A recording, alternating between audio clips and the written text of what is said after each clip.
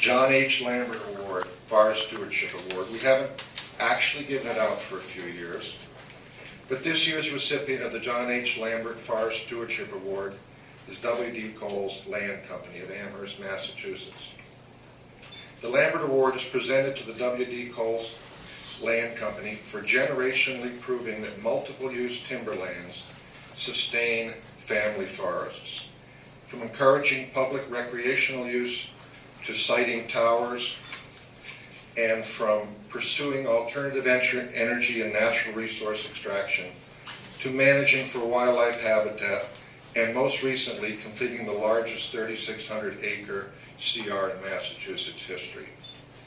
Sustainable forestry today necessitates diverse and sustainable income streams, as well as excellent forest practices.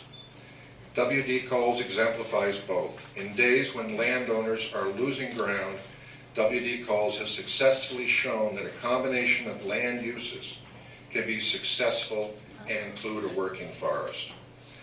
A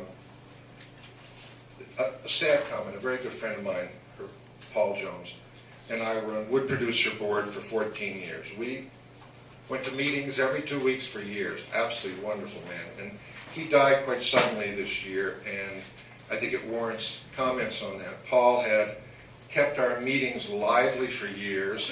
We participated down in the legislature, and every ride down to Boston and back was an experience.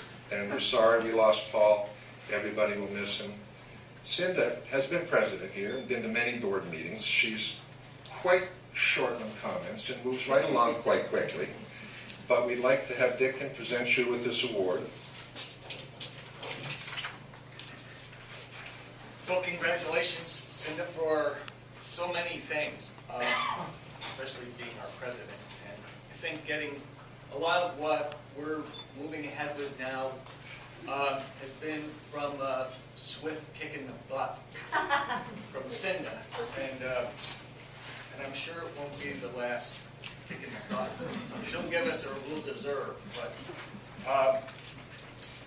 again, having such a legacy of land management, and I don't, it goes back a couple 100+ years, am I correct? About three. So, what can you say? Well deserved. Thank you.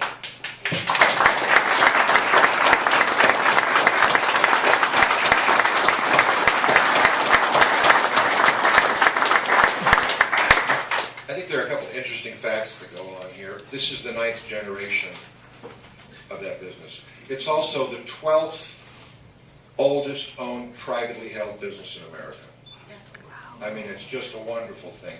When you look at how you transfer land from one generation to the other and retain it, what Cinda does and is an important component here is her CR was negotiated over a long period of time and allows a lot more different options than the average CR. And when an agency says to you, oh, I'm sorry you can't do that, keep on pushing, because that's what worked for her. We got right down to the end. And, you know, the discussion came up, I suggested we call it the Paul C. Jones Working Forest. Oh, that's a great idea, Cindy said. She runs off and they say, no, you can't do that. It has to be named after a geographical item, and we're going to call it the Brush Valley. Well, I didn't like that either. I made some phone calls, Cinda made some phone calls, and we have the Paul C. Jones Working Forest. And what I like about that is when people walk out there, they know it's a working forest. This has to do with pride, and you know, she manages the land. People who walk there should know it. We shouldn't be encouraging the preserve for brush and mallet. It's not. It's a working forest. Within that, she respects and takes care of all the appropriate species. You know, she still fits under the regulation, but the front misstatement is very important. Very good. Good job, Cinda. Thank you for that.